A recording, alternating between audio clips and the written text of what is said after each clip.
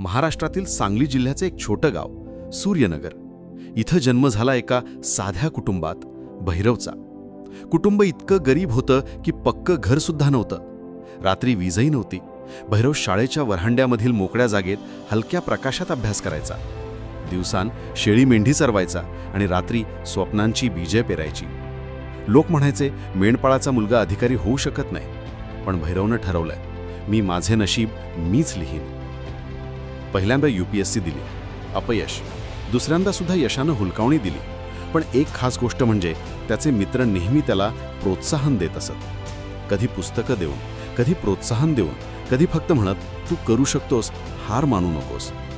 आणि अखेरीस तिसऱ्या प्रयत्नात भैरवनं करिश्मा दाखवला. UPSC CSE 2024 मध्ये ऑल इंडिया रँक 451 आणि आता तो एक मोठा अधिकारी होणार होता.